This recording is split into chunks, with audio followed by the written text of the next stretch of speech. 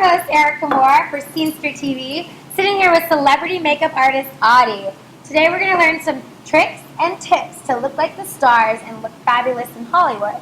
Absolutely. How long have you been a makeup artist? I've been a makeup artist for the last 8 years, but I've always kind of been that girl, tweezing eyebrows at break, completely obsessed with makeup. So it was destiny, I think. Awesome. Where did you train? I actually am self-taught. Oh, wow.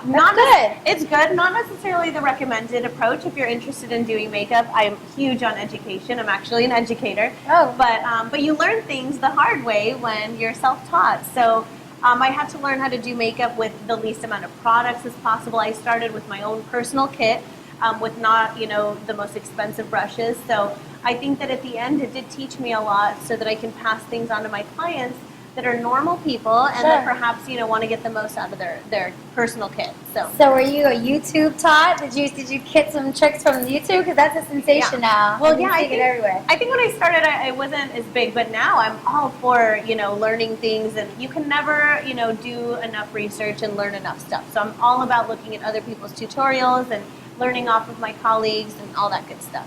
What are some big faux pas, some big no-nos that you see people make common mistakes and you're just like, because I hate the rainbow eyebrows, just saying. Rainbow eyebrows are dangerous. Yes, I agree.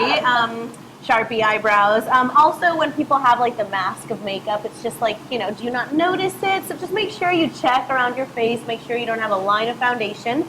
Also, when people have a completely different color of face compared to their neck. Yeah. You know what happens? Sometimes you can't tell until you're in the daylight, so I always recommend now with our camera phones, it's very easy to snap a picture before you leave and see how it comes out. Check yourself before you wreck yourself. You got it, girl. Amen. So what are some projects you're working on right now?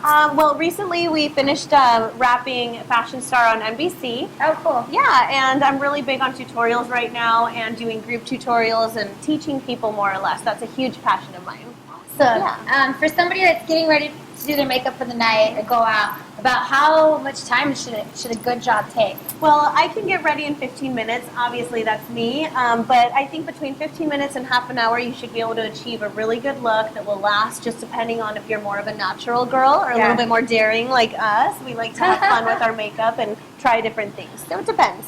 Awesome. And so say we're going to a pool party, which you're going to do on Denise in a little bit.